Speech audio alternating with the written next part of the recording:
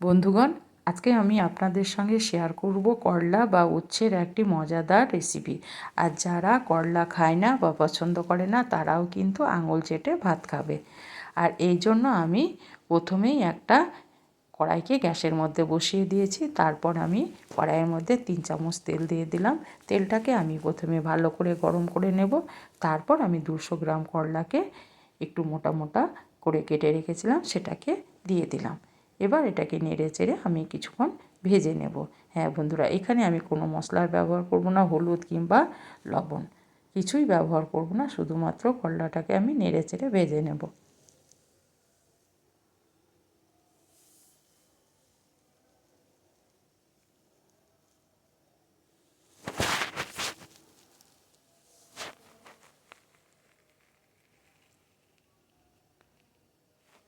করলাগুলো আমার ভাজা হয়ে গেছে। এবার আমি করলাগুলোকে তেল থেকে উঠিয়ে নেব।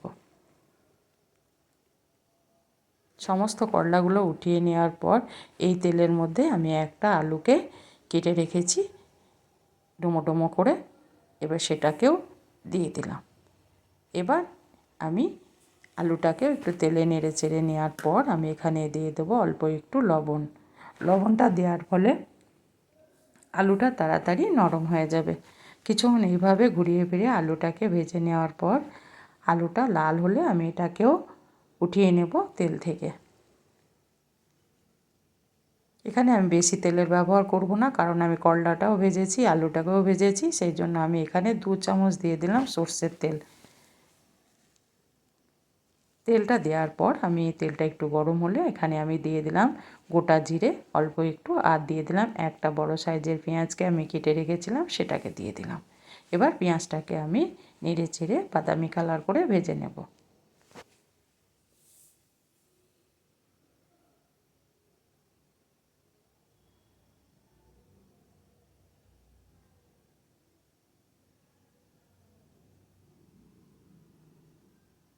আমার পেঁয়াজের বাদামি কালার রং এসে গেছে। এবার আমি এখানে দিয়ে দেব ছোটো চামচের 1 চামচ আদা রসুন বাটা। আদা রসুনটাকেও পেঁয়াজের সঙ্গে আমি বেশ কিছুক্ষণ কষিয়ে নেব, কাঁচা গন্ধটা যাওয়া পর্যন্ত।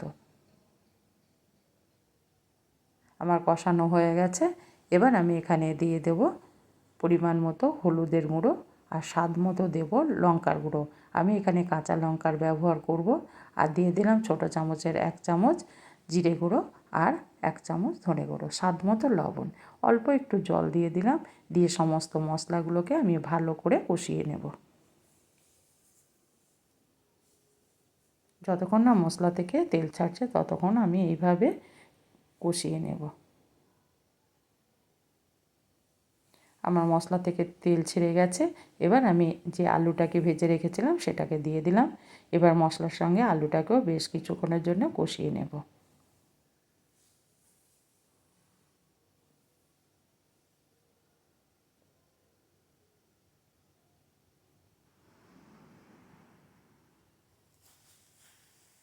এইভাবে কিছুক্ষণ কষিয়ে নেওয়ার পর আমি আলুটাকে একটু সরিয়ে রেখে মধ্যে আমি একটা ডিমকে ভেঙে রেখেছিলাম সেটাকে দিয়ে দিলাম। এবার ডিমটাকে আমি একটু শক্ত করে নেব।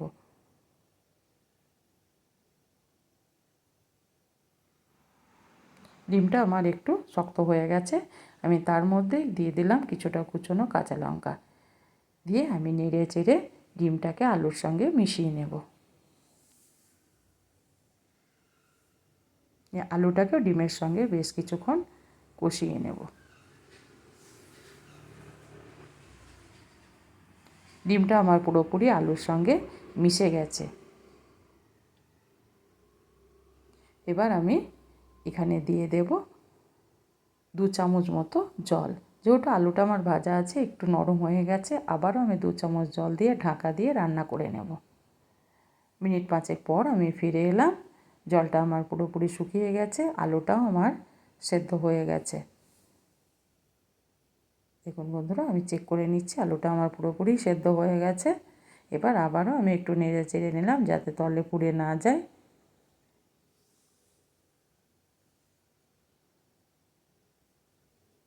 আলুটা আমার মোটামুটি ভাজা হয়ে গেছে। এবার আমি দিয়ে দিলাম যে করলাগুলোকে ভেজে রেখেছিলাম সেগুলোকে দিয়ে দিলাম আলুর সঙ্গে। এবার আমি আলু আর করলাকে কিছুক্ষণ এইভাবে নেড়ে চেড়ে ভেজে নেব।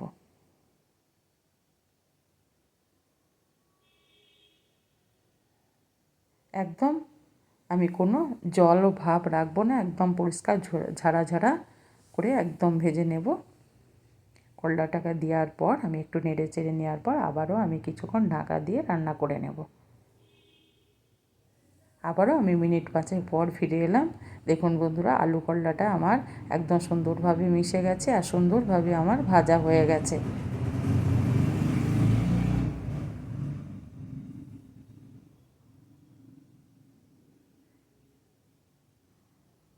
আমি একটু ছড়িয়ে দেব আর এখন আমি গ্যাসটাকে কমিয়ে দিয়েছি যাতে পুড়ে না যায়। এবার আবারও একটু নেড়ে চেড়ে নেব। নেড়ে চেড়ে দেখুন বন্ধুরা, একদম ঝোড়ো ঝোড়ো ভাব এসে গেছে, কোনো জলা ভাব নেই। এবার এটাকে আমি ঢাকা দিয়ে কিছুক্ষণ রেখে দেওয়ার পর তারপর আমি এটাকে পরিবেশন করব। এবার দেখিয়ে দিচ্ছি বন্ধুরা, দেখুন আমি একটা প্লেটের মধ্যে এবার এই আলু করলার ডিমটাকে উঠিয়ে নেব। আর যেমন দেখতে মজাদার তেমনি খেতে মজাদার। যে করলা খায় না সেও কিন্তু বন্ধুরা আঙুল চেটে এই করলা রেসিপিটি খেয়ে নেবে। আর পুরো ভিডিওটা দেখার জন্য আপনাদের অসংখ্য ধন্যবাদ। আবারও আপনাদের সঙ্গে আমার দেখা হবে আগামী ভিডিওয়।